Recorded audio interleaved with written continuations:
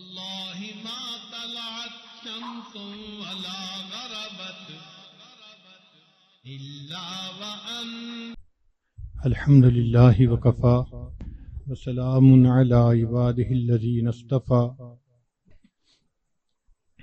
أما بعد أعوذ بالله من الشيطان الرجيم بسم الله الرحمن الرحيم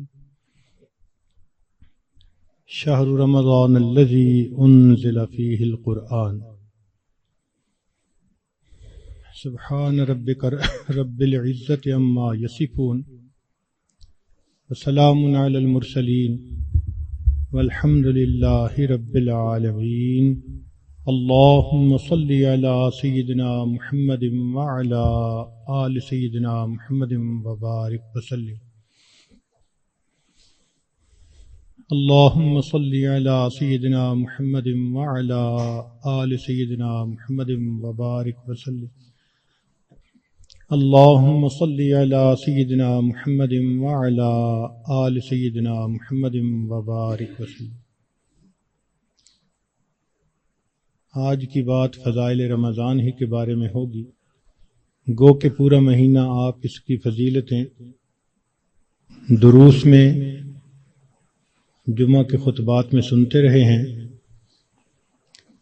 لیکن پھر بھی بات کو بار بار کرنے سے انسان کی کیفیات بہتر ہوتی ہیں۔ قرآن مجید کی گواہی ہے فذکر فإن الذکریٰ تنفع المؤمنین۔ اے میرے محبوب صلی اللہ علیہ وسلم، آپ نصیحت کیجئے، نصیحت ایمان والوں کو فائدہ دیتی ہے۔ تو وہی باتیں دوبارہ سنیں گے تو دل میں ممکن ہے ایک نیا جوش، ایک نیا ولولہ بیدار ہو جائے اور بقیہ ایام ہم زیادہ اچھے انداز سے گزار سکیں۔ اسلامی مہینوں کی ابتدا محرم سے ہوتی ہے اور اسلامی مہینوں کی انتہا ذی الحجہ پر ہوتی ہے۔ پہلا مہینہ محرم اور آخری مہینہ ذی الحجہ۔ پہلا مہینہ بھی قربانی کی یاد دلاتا ہے اور آخری مہینہ بھی قربانی کی یاد دلاتا ہے۔ سیدنا ابراہیم علیہ السلام کو 10 محرم کو آگ میں ڈالا گیا تھا اور ذی الحجہ کی 10 تاریخ کو سیدنا اسماعیل علیہ السلام کو اللہ کے نام پر قربان کیا۔ تو اسلامی سال کی ابتدا میں بھی قربانی کا سبق، انتہا میں بھی قربانی کا سبق۔ اب اگر اس سال کے 2 حصے کیے جائیں تو 2 شش ماہیاں بنتی ہیں، پہلے 6 مہینے اور دوسرے 6 مہینے۔ پہلے 6 مہینوں میں درمیان میں تیسرا مہینہ ہے ربیع الاول، وہ بھی انعام کا مہینہ، کہ اس میں اللہ کے پیارے حبیب صلی اللہ علیہ وسلم دنیا میں تشریف لائے۔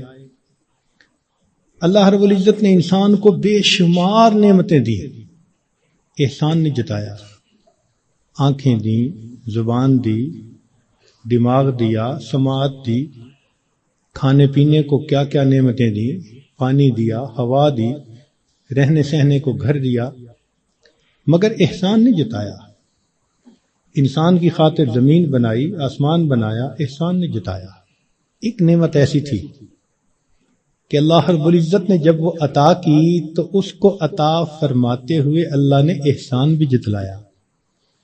فرمایا لقد من اللہ علی المؤمنین اذ بعث فیہم رسولا۔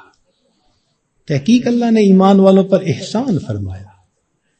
تو پہلے 6 ماہی میں ربیع الاول کا مہینہ تیسرا انعام ملا اس امت کو، اور دوسری 6 ماہی میں 9واں مہینہ رمضان کا مہینہ، یہ بھی اللہ کی طرف سے انعام۔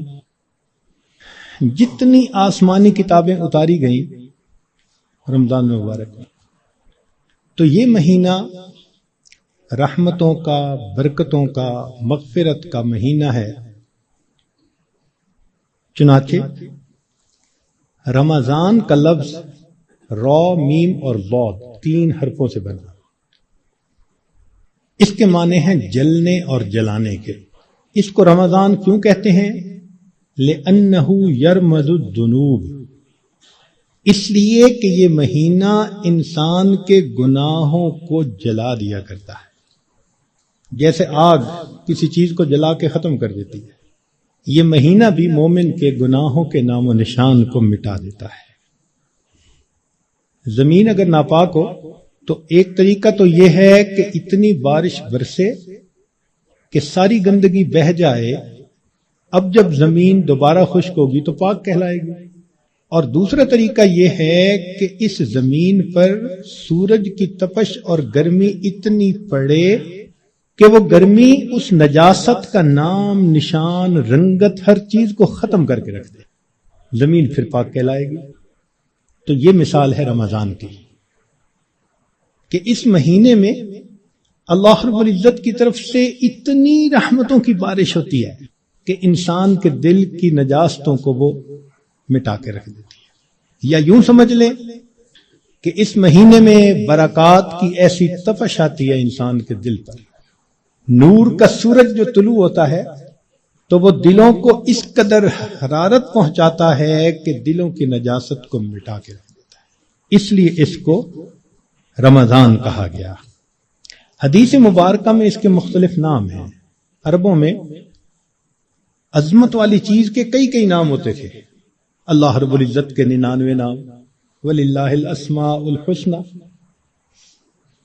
تو رمضان کے بھی کئی نام، چنانچہ حدیث مبارکہ میں اس کو شہر مبارکن، اس لیے ہم رمضان مبارک بھی کہہ دیتے ہیں، شہر عظیم، عظمت والا مہینہ، شہر الصبر، صبر کا مہینہ، شہر المواسات، غمخاری کا مہینہ۔ چنانچہ علماء نے لکھا ہے کہ رمضان سید الشہور، یہ مہینوں کا سردار ہے، فیہ بدأ نزول القرآن، اس میں ہی قرآن مجید نازل ہوا۔ اس کی 27 تاریخ کو، رمضان کی 27 تاریخ کو لوح محفوظ پر آسمان دنیا پر نازل کر دیا گیا، پھر وہاں سے 23 سال کے عرصہ میں آہستہ آہستہ آیات کو نبی علیہ السلام پر اتارا گیا۔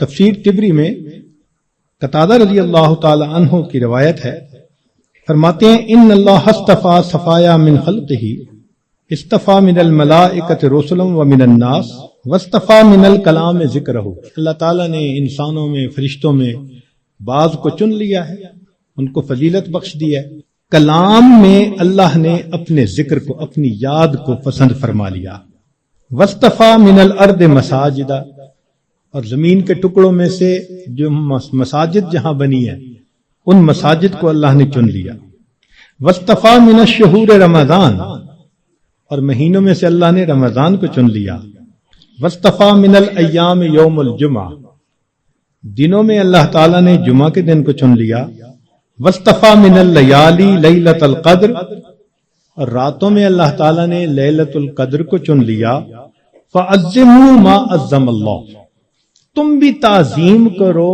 اس کی جس کی اللہ نے تعظیم فرمائی، جس کو اللہ نے عظمت بخشی تم بھی اس کی تعظیم کرو۔ چنانچہ تفسیر در منصور میں علامہ سیوطی رحمۃ اللہ علیہ فرماتے ہیں، کعب رضی اللہ تعالی عنہ سے روایت کہ ان اللہ اختار ساعات اللیل والنہار فجعل منہن صلاۃ المکتوبہ، اللہ تعالیٰ نے دن رات میں سے کچھ اوقات کو پسند کیا، ان میں 5 نمازوں کو فرض فرما دیا، واختار الایام فجعل منہن الجمعہ، دنوں کو چنا تو ان میں سے جمعہ کو پسند فرما لیا، واختار الشہور فجعل منہن شہر رمضان، واختار اللیالی فجعل منہن لیلۃ القدر۔ تو جب اللہ رب العزت نے لیلۃ القدر کو اتنی عظمت بخشی اور اس مہینے کو اتنی عظمت بخشی، تو ہمیں بھی چاہیے کہ ہم اس مہینے کی برکتوں سے فائدہ اٹھانے والے بن جائیں۔ چنانچہ علامہ طبرانی رحمۃ اللہ علیہ مجموع الزوائد میں سید الشہور شہر رمضان و سید الایام یوم الجمعہ، نبی علیہ السلام اس مہینے کا انتظار فرماتے تھے۔ اس مہینے کی فضیلت کے لیے یہ کتنا عجیب پوائنٹ ہے کہ اللہ رب العزت کے پیارے حبیب صلی اللہ علیہ وسلم اس مہینے کا انتظار فرماتے، دعا فرماتے تھے اللہم بارک لنا فی رجب و شعبان و بلغنا رمضان. اے اللہ ہمیں رجب اور شعبان میں برکت عطا فرما اور بخیریت ہمیں رمضان تک پہنچا. انسان وش کرتا ہے نا تو کسی بہت بڑی نعمت کے لیے وش کرتا ہے. اللہ کے حبیب صلی اللہ علیہ وسلم 2 مہینے پہلے سے دعا مانگتے تھے. جب بڑے کسی چیز کو بڑا کہیں تو واقعی بڑی ہوتی ہے. اللہ کے پیارے حبیب صلی اللہ علیہ وسلم نے اس مہینوں کو شہر عظیم کہا، بڑا مہینہ. چنانچہ مسلم شریف میں ابو ہریرہ رضی اللہ عنہ سے روایت ہے کہ الصلوات الخمس والجمعۃ الی الجمعۃ ورمضان الی رمضان مکفرات ما بینہن اذا اجتنبت الکبائر. اگر کبائر سے بچا جائے تو جمعے سے جمعہ 5 نمازیں اور ایک رمضان سے دوسرے رمضان تک کے جتنے گناہ ہوتے ہیں وہ سارے کے سارے اللہ تعالیٰ معاف فرما دیتے ہیں. چنانچہ کنز المال میں لکھا ہے کہ اذا سلمت الجمعہ تو سلمت الایام. جمعہ اگر اچھے انداز سے کسی نے گزار لیا تو باقی دن بھی اس کے اچھے گزر جائیں گے. وَإِذَا سَلِمَ رَمَضَانُ سَلِمَتِ السَّنَةُ. اور جس نے رمضان اچھے انداز سے گزار دیا آنے والا پورا سال اس کا اچھا گزار دیا جائے گا. امام ربانی مجدد ثانی رحمۃ اللہ علیہ اپنے مکتوبات میں فرماتے ہیں کہ یہ رمضان کا مہینہ آنے والے سال کا ایک نمونہ ہوتا ہے. جس انداز سے بندہ گزارتا ہے اللہ تعالیٰ بقیہ سال انہی اعمال کی توفیق عطا فرما دیتا ہے. مثال کے طور پہ ایک نوجوان اگر چاہتا ہے کہ میں اپنی آنکھوں کا پرہیز کروں، غیر محرم سے اپنی آنکھوں کو بچاؤں، تو وہ رمضان میں اس کی مشق کر لے. اگر پورا رمضان غیر محرم سے نظر بچا لی بقیہ پورا سال اللہ اس کو توفیق عطا فرما دے گا. آپ پورا رمضان تہجد کی پابندی کر لیجئے، تلاوت کی اعمال کی پابندی کر لیجئے، اور پھر دیکھیے بقیہ پورا سال وہ کام کس طرح آسان ہو جاتے ہیں. اللہ تعالیٰ توفیق دے دیتے ہیں اس بندے کو. اس لیے ہمارے اکابر رمضان کو بہت اہتمام کے ساتھ گزارتے تھے. بلکہ بخاری شریف کی روایت ہے کہ ایک صحابیہ حج پہ جانا چاہتی تھی، خاوند نے نہ کر دی. پوچھا بھی کیوں؟ اس نے کہا سواری نہیں ہے. اس نے کہا فلاں اونٹ تو ہے. اس نے کہا وہ میں نے صدقے کی نیت کر لی، اب وہ میرا نہیں، وہ اللہ کا ہے، اب میں تمہیں نہیں لے کے جا سکتا. خاموش ہو گئی.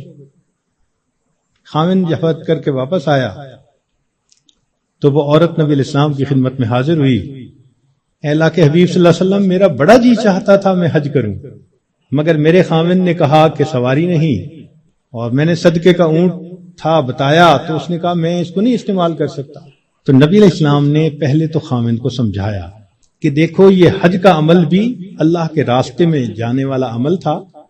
تم اگر اس اونٹ پر اس کو یہ حج کروا دیتے تو اس میں کوئی حرج نہیں تھا، مگر ساتھ ہی یہ فرما دیا اس عورت کو کہ اچھا اب تم رمضان میں عمرہ کر لینا، اللہ تعالیٰ تمہیں میرے ساتھ حج کرنے کا ثواب عطا فرمائیں گے. یہ بخاری شریف کی روایت ہے. تو رمضان مبارک کو اللہ رب العزت نے ایسی فضیلت عطا فرمائی. چنانچہ کنز المال میں ہے کہ اذا کان اول لیلۃ من شہر رمضان صفدت الشیاطین ومردت الجن، کہ جب رمضان کی پہلی رات آتی ہے تو شیاطین، سرکش جن، ان کو قید کر دیا جاتا ہے، باندھ دیا جاتا ہے. خبردار میرے پیارے حبیب صلی اللہ علیہ وسلم کے امتیوں کے روزوں کو تم خراب نہ کر سکو، تو شیاطین کو باندھ دیا جاتا ہے. وغلقت ابواب النار فلم یفتح منها باب، جہنم کے سارے دروازے بند کر دیے جاتے ہیں، پورا رمضان بند رہتے ہیں. وفتحت ابواب الجنت فلم یغلق منها باب، اور جنت کے سارے دروازے کھول دیے جاتے ہیں اور ان دروازوں کو پورا مہینہ بند نہیں کیا جاتا. سبحان اللہ. اللہ رب العزت اس مہینے میں جنت کی سیل لگاتے ہیں. وَيُنَادِي مُنَادٍ كُلَّ لَيْلَةٍ، اور ایک ندا دینے والا فرشتہ ہر رات یہ ندا دیتا ہے، یا باغی الخیر اقبل، اے نیکی کے متلاشی آگے بڑھ. ابتغاء سے ہے یہ لفظ، باغی الخیر ویا باغی الشر اقصر، اے برائی کے تلاش کرنے والے تھم جا، رک جا. وللہ اتقاء من النار وذالک کل لیلۃ، ہر رات میں اللہ تعالیٰ جہنم سے جہنمیوں کو بری فرما دیتے ہیں.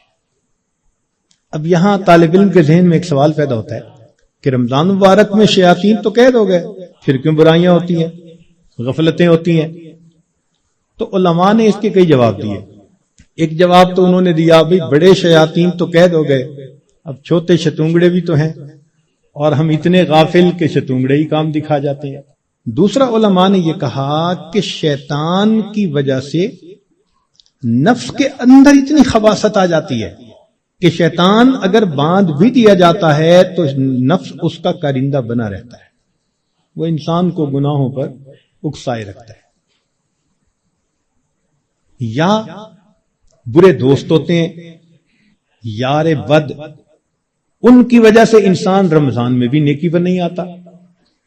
مگر اس کی خوبصورت مثال یہی ہے کہ جیسے لوہے کو بھٹی میں گرم کرے نا تو سرخ ہو جاتا ہے، پھر اس کے بعد اس کو بھٹی سے نکال لیں تو وہ 1 منٹ میں ٹھنڈا نہیں ہوتا، وہ گھنٹہ 2 گھنٹے گرم رہتا ہے. تو شیطان نے انسان کو گناہوں کی بھٹی میں اتنا گرما دیا ہوتا ہے کہ ان لوگوں کے لیے رمضان کا مہینہ آ بھی جاتا ہے تو وہ گرمی اسی طرح موجود رہتی. نبی علیہ السلام نے ارشاد فرمایا من وافق موتہ عند القضاء رمضان دخل الجنہ، جس بندے کو رمضان المبارک کے اندر موت آ گئی اللہ تعالیٰ اس کو جنت کے اندر داخل فرما دیتے ہیں. سیدہ عائشہ صدیقہ رضی اللہ تعالیٰ عنہ فرماتی ہیں کہ کان رسول اللہ صلی اللہ علیہ وسلم یجتہد فی رمضان ما لا یجتہد فی غیرہ، مسلم شریف کی روایت کہ رمضان المبارک میں نبی علیہ السلام عبادات میں اتنی محنت فرماتے تھے، مشقت اٹھاتے تھے کہ رمضان کے علاوہ کسی اور مہینے میں اس قدر محنت نہیں فرماتے تھے. اس سے معلوم ہوا کہ خاص اہتمام فرماتے تھے اس مہینے. ایک اور روایت ہے بہقی کی، سیدہ صدیقہ لانا فرماتی ہیں کہ کان رسول اللہ صلی اللہ علیہ وسلم اذا دخل رمضان، کہ جب رمضان کا مہینہ آتا تھا شد میں ازارہ، نبی علیہ السلام اپنی تہبند کو کس کے باندھ لیتے تھے. ثم لم یأت فراشہ حتی ینسلخ، پھر پورا مہینہ گزرنے تک اپنے بستر پر واپس نہیں آیا کرتے تھے. اللہ اکبر کبیرہ. اس لیے کہ وہ رمضان کی برکات سے واقف تھے، جانتے تھے.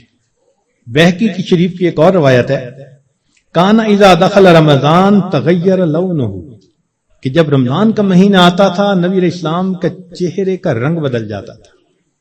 اللہ اکبر کبیرہ. وکثرت صلاتہ، اور نبی علیہ السلام نماز نفل کثرت کے ساتھ پڑھتے تھے.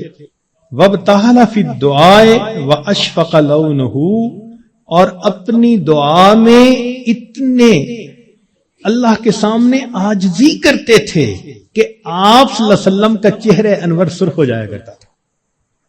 اللہ اکبر. چنانچہ ایک حدیث مبارکہ میں ہے، سلمان فارسی رضی اللہ عنہ اس کی روایت فرماتے ہیں کہ خطبنا رسول اللہ صلی اللہ علیہ وسلم فی آخر یوم من شعبان فقال، نبی علیہ السلام نے فرمایا یا ایھا الناس قد اضلکم شہر عظیم مبارک، اے لوگو تمہارے اوپر ایک بڑا مہینہ برکت والا آ گیا ہے.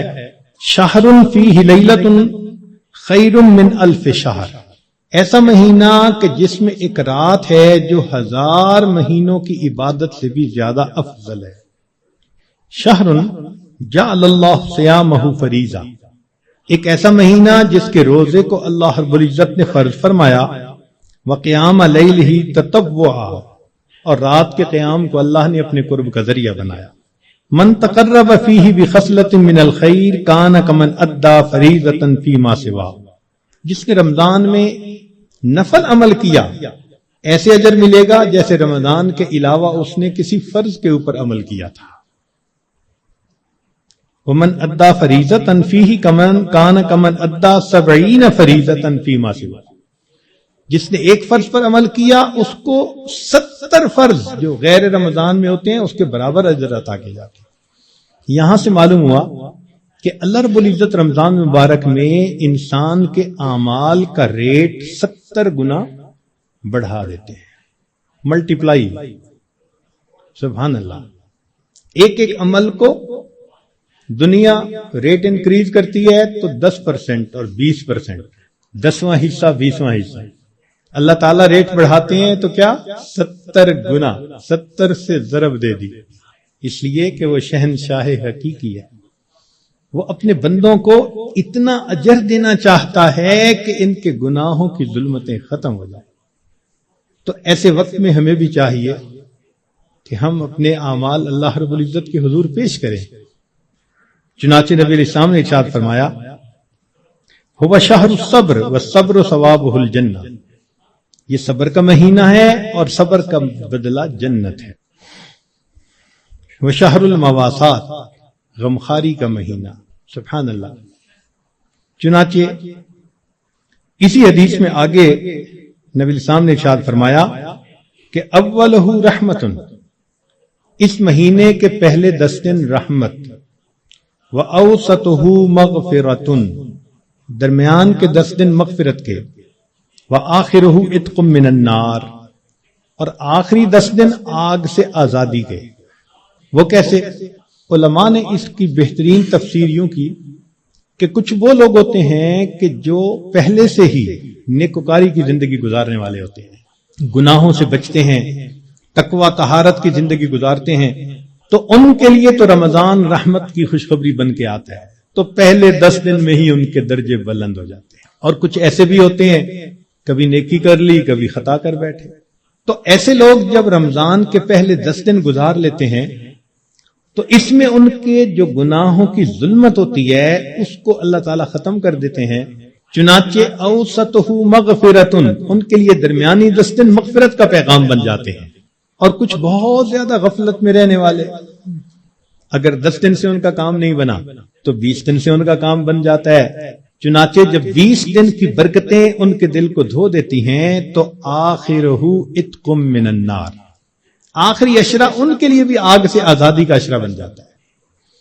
معلوم ہوا کہ اس مہینے میں تھوڑا غافل ہو یا زیادہ غافل، ہر بندے کی مغفرت کا اللہ تعالیٰ انتظام فرماتے ہیں۔ ہاں، بندے کو خود کوشش کرنی چاہیے۔ اگر کوئی آدمی خود ہی بے توجہ بن کر زندگی گزارے اور رمضان کا احترام ہی نہ کرے تو وہ تو پھر اپنا قصور ہے نا، ورنہ یہ اس کو احساس ہو گیا کہ مجھے رمضان مبارک کے اس مہینے میں اللہ کا قرب حاصل کرنا ہے، اس مہینے کی برکتیں اتنی ہیں کہ ایک لمحے کی برکت انسان کو ولی بنانے کے لیے کافی ہے۔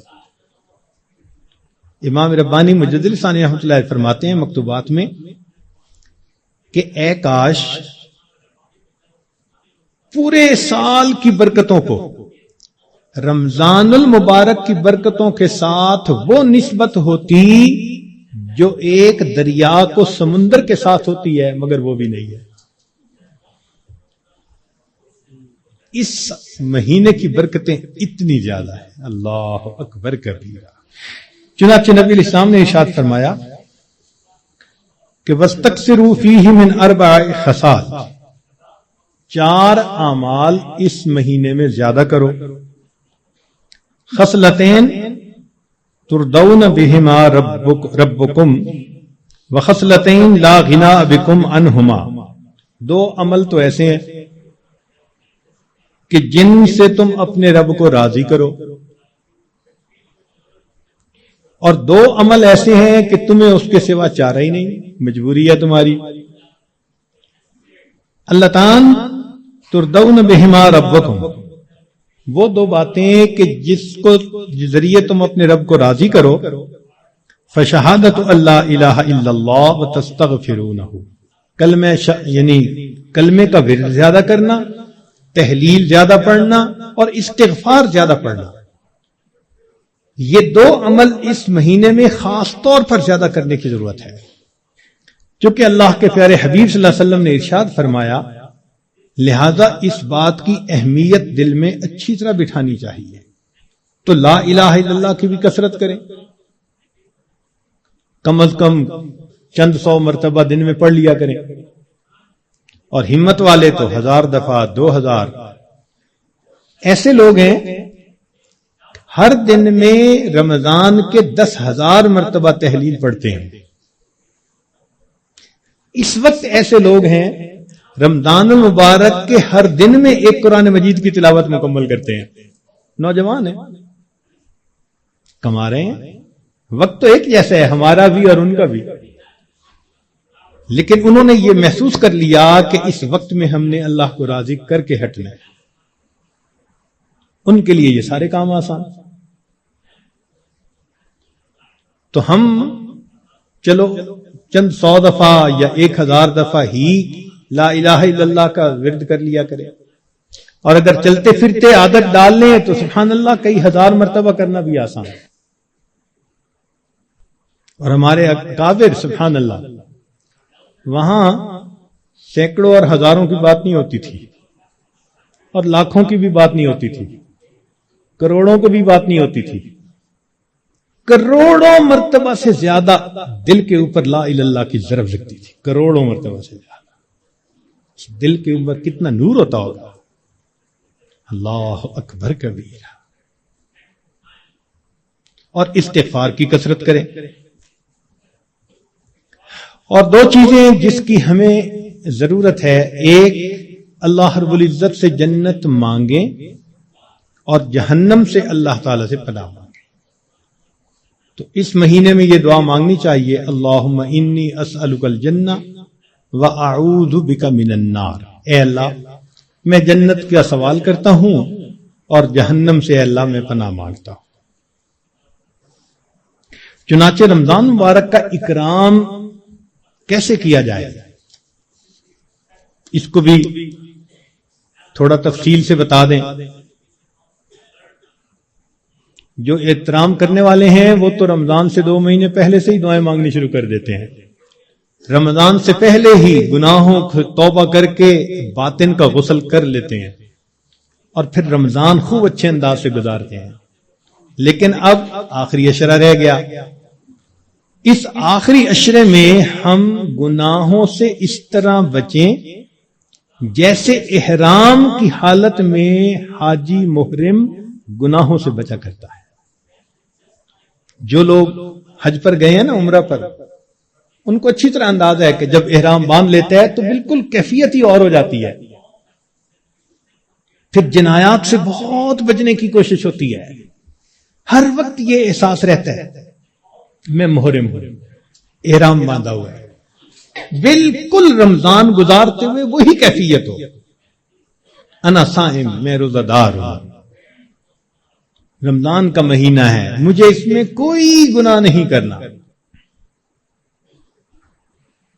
چلتے پھرتے لا الہ الا اللہ کا ورد رکھیں اور کبھی کبھی پورا کلمہ بھی پڑھیں، لا الہ الا اللہ محمد الرسول اللہ. جتنا ممکن ہو سکے قرآن مجید کی تلاوت کریں. حتیٰ کہ 2-3 منٹ بھی اگر خالی ہیں تو اس کو خالی نہ گزرنے دیں.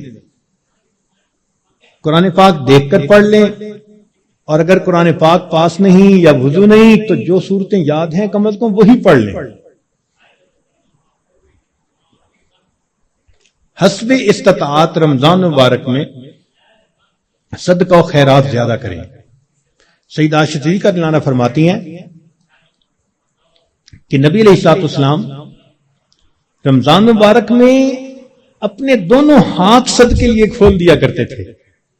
جیسے تیز ہوا چلتی ہے اس طرح نبی علیہ الصلوۃ والسلام صدقہ، پانی اللہ کے راہ پانی کی طرح پیسہ بہا دیتے تھے. تو صدقہ و خیرات زیادہ کرنا. وعد و نصیحت کی محفل میں روز بیٹھیں. کہیں فجر کے بعد ہوتی ہے، کہیں تراویح کے بعد ہوتی ہے، اور آخری عشرے کا سنت اعتکاف اگر نصیب ہو تو سبحان اللہ. معتکف کی حالت ایسی ہی ہوتی ہے کہ جیسے کسی کو منانے کے لیے اس کے دروازے کی چوکھٹ کو پکڑ کے بیٹھ جائے. اگر تو در نہ کھولے گا تو میں بھی در نہ چھوڑوں گا. بس نیت کر لے کہ اے رب کریم آپ کو مجھے منا کے اٹھنا ہے. واقعی دیکھا ہم نے، محبت میں ایسے ہوتا ہے، اگر کبھی کوئی محبوب ناراض ہو لوگ قدموں میں بیٹھ جاتے ہیں، بیٹے سے باپ خفا ہو آ کے قدموں میں بیٹھ جاتے ہیں، ابو جب تک آپ راضی نہیں ہوں گے میں قدموں میں سے نہیں اٹھوں گا۔ سبحان اللہ، یہی مومن کا حال ہونا چاہیے۔ اے کریم تیرے در پر آ کر بیٹھ گئے ہیں،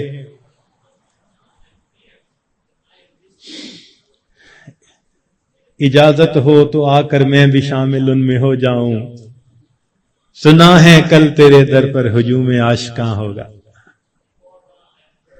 عشق محبت والے 10 دن فارغ کرتے ہیں اللہ کے سامنے، دن رات عبادت میں گزارنے کی کوشش کرتے ہیں،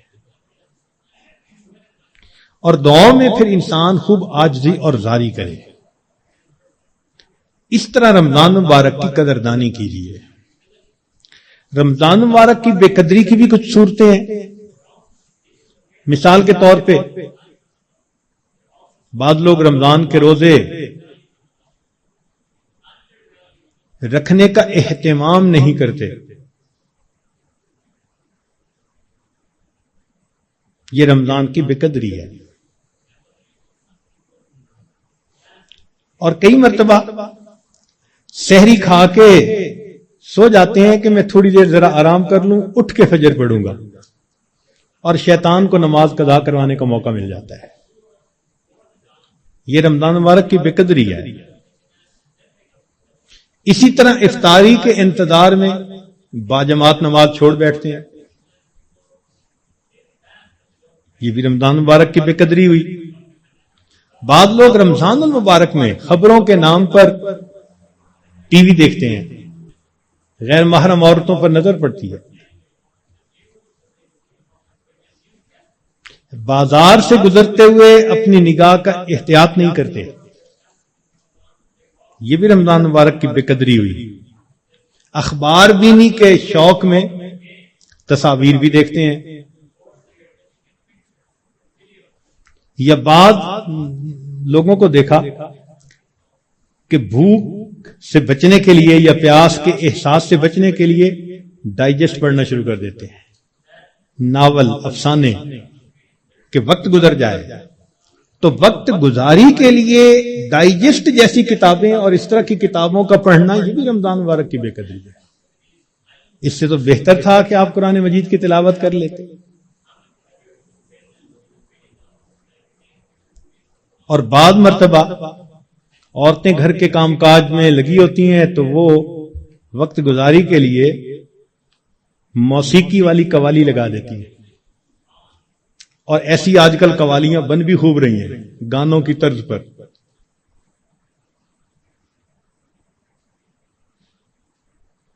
بھئی کوئی بیت الخلاء کے طرز پر مسجد بنا دے تو آپ کو خوشی ہوگی، دیکھ کے غصہ آئے گا نا۔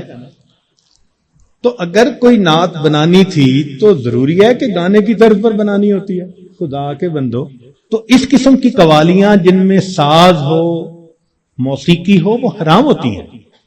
نبی علیہ السلام نے ارشاد فرمایا، میں آلات موسیقی کو توڑنے کے لیے مبعوث ہوا ہوں، اس لیے اس سے 100% پرہیز کرنا چاہیے۔ بعض نوجوان وقت گزارنے کے لیے انٹرنیٹ پہ بیٹھ جاتے ہیں، اور جو دنیا بلا کا گند ہے وہ انٹرنیٹ کے اندر موجود ہوتا ہے، یہ بھی رمضان مبارک کی بے قدری ہوئی۔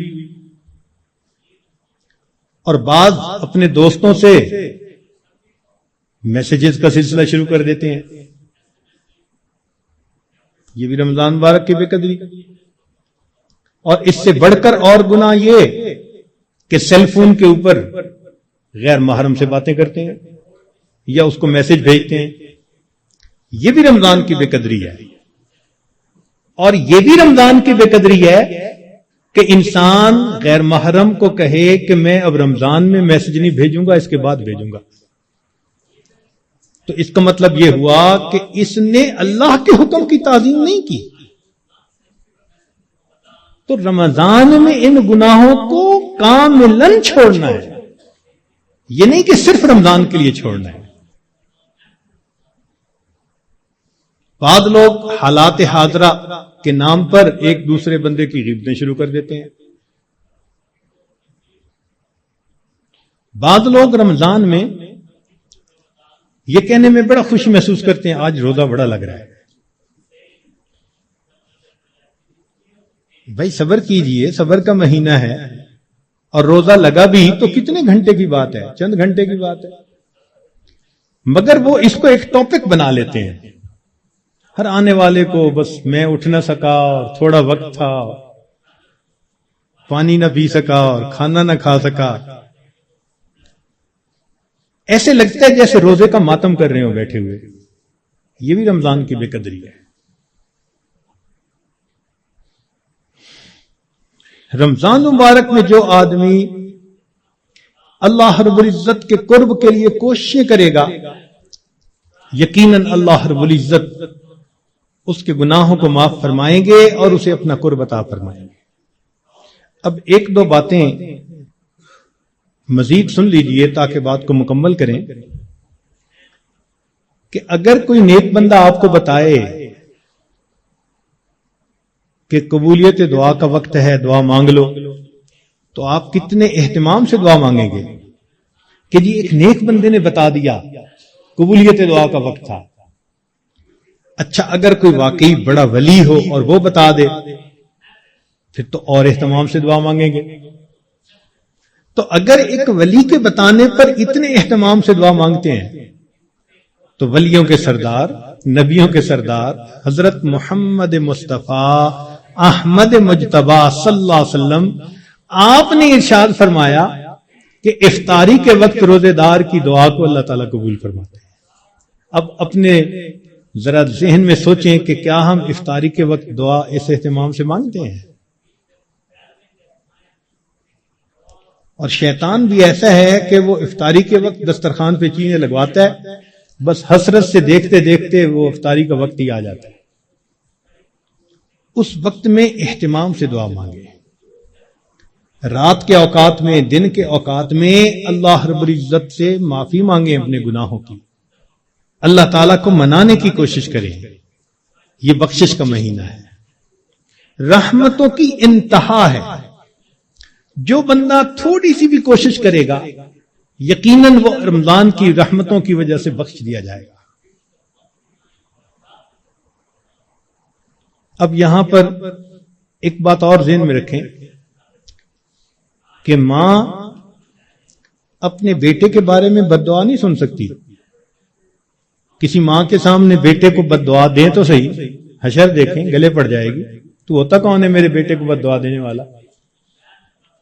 تو ماں کو اگر بیٹے سے اتنی محبت ہے کہ وہ بد دعا نہیں سن سکتی،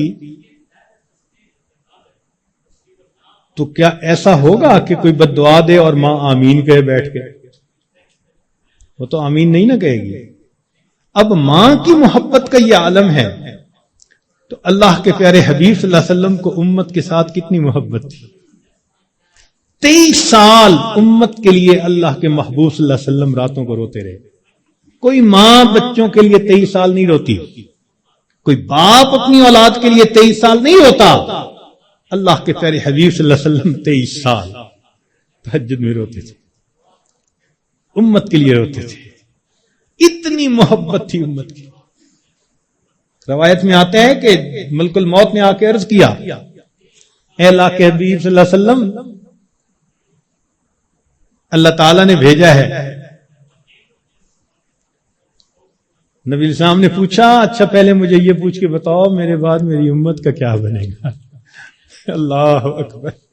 ادھر سے بلاوا آتا ہے اور اللہ کے حبیب صلی اللہ علیہ وسلم کو امت یاد آتی ہے، میری امت کا کیا بنے گا؟ اللہ تعالیٰ نے فرمایا تیری امت کے بارے میں تیرے دل کو خوش کریں گے میرے محبوب. اللہ اکبر. اتنی محبت امت کے ساتھ. اور ان کے سامنے جبریل علیہ السلام ایک دعا مانگتے ہیں، برباد ہو جائے وہ شخص جس نے رمضان کا مہینہ پایا اور اپنی مغفرت نہ کروائی.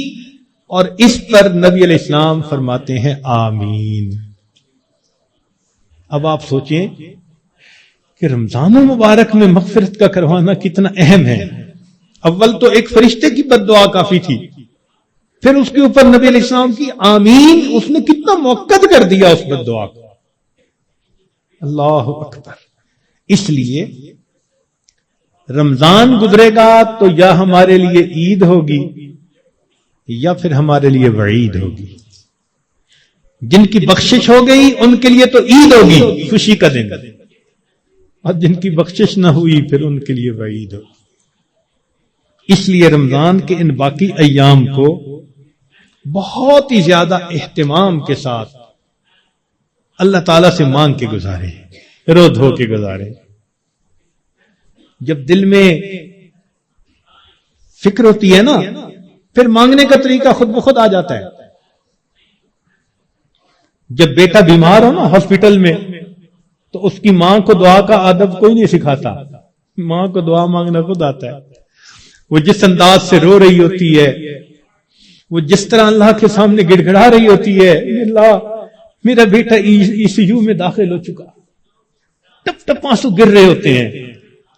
دعا کے آداب کون اسے سکھاتا ہے؟ محبت ہوتی ہے، دل کو فکر لگی ہوتی ہے. اسی طرح جب دل کو فکر لگ جاتی ہے نا کہ وقت تو گزر رہا ہے، میں نے کیا کیا اس میں، تو پھر انسان کو اللہ رب العزت سے مانگنا بھی آ جاتا ہے. کہتے ہیں کہ ایک اعرابی تھا تو رمضان مبارک میں عجیب اس نے دعا مانگی.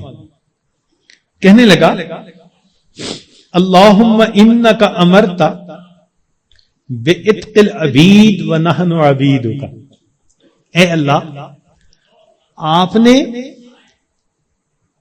غلاموں کو آزاد کرنے کا حکم دیا ہے. اس حدیث میں بھی نبی الاسلام نے فرمایا کہ جو غلام آزاد کرے اس کو یہ اجر ملے گا.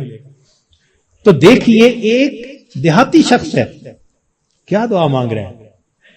اللہم انک امرت بعتق العبید ونحن عبیدک فاعتقنا من النار فی شہر رمضان.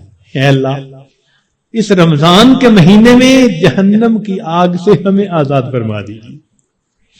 اللہ اکبر کبیرہ. اور واقعی بات ایسی ہے. اس لیے کسی نے کیا عجیب بات کہی، ان الملوک اذا شابت عبیدہم. بادشاہ لوگ جو ہوتے ہیں نا، جب ان کی خدمت کرتے کرتے ان کا غلام بوڑھا ہو جاتا ہے نا، وہ پھر اس کو آزاد کر دیتے ہیں، آزاد بندوں کی طرح آزاد بنا دیتے ہیں. عمر گزار دی اس نے خدمت کرتے کرتے. بادشاہ بڑھاپے میں اس کو غلام نہیں رکھتے، یہ دستور ہوتا ہے بادشاہوں کا. ان الملوک اذا شابت عبیدہم فی رقہم آتقوہم اتق احراری. بڑھاپا جب ہو جاتا ہے وہ کہتے ہیں کہ اس نے تو عمر گزار دی خدمت کرتے کرتے، اب اس کو غلامی سے آزاد کر کے آزاد بندوں جیسی زندگی. وَأَنْتَ يَا سَيِّدِي أَوْلَى بِذَاكَ رَمَا. اے سید، اے میرے سردار، اے میرے آقا، آپ تو اس بات کے زیادہ حقدار ہیں. ہم نے بھی تو کلمہ پڑھتے پڑھتے بال سفید کر لیے نا، دل سفید نہ کر سکے، بال تو سفید کر بیٹھے. کلمہ پڑھتے پڑھتے بوڑھے تو ہو ہی گئے. اے کریم، تو مہربانی فرما، رمضان کے اس مہینے میں اللہ ہمیں جہنم کی آگ سے آزاد فرما. ہمارے پاس کوئی عمل اور نہیں جو اللہ کے حضور پیش کر سکے.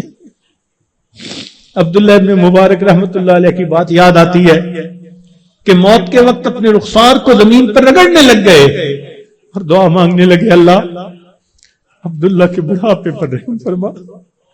یہ نہیں کہا کہ میں محدث ہوں، یہ نہیں کہا میں نے ہزاروں کو حدیث کا علم پڑھایا، یہ نہیں کہا اتنے لوگوں کو ہدایت ملی.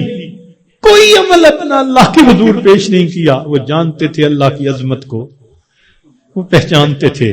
صرف ایک بات کہی، اے اللہ عبداللہ کے بڑھاپے پر رحم فرما. تو اگر بادشاہ اپنے بوڑھے غلاموں کو آزاد کر دیتے ہیں تو میرے مولا، ہم تو آپ کے نسلی غلام ہیں. ہمارے والد بھی آپ کے در سے مانگ کے کھاتے تھے، ہماری والدہ بھی آپ کے در سے مانگتی تھی. اللہم انی عبدک وابن عبدک وابن امتک. کیا مانا اس کا؟ یہی تو ہے، میرا باپ بھی منگتا تھا آپ کے در کا، میری ماں بھی منگتی تھی، میں بھی منگتا ہوں، اللہ مہربانی کر دیجیے، اپنے در سے خالی نہ اٹھائیے۔ اے اللہ، آج 21 رمضان کی رات ہے اور اوپر سے جمعرات، جمعہ کی رات، اے اللہ اس مبارک رات میں ہمارے تمام گناہوں کو معاف فرما دیجئے، اور جو آگے وقت آ رہا ہے اللہ ہمیں صحیح انداز کے ساتھ گزارنے کی توفیق عطا فرما دیجئے۔ وآخر دعوانا ان الحمد للہ رب العالمین۔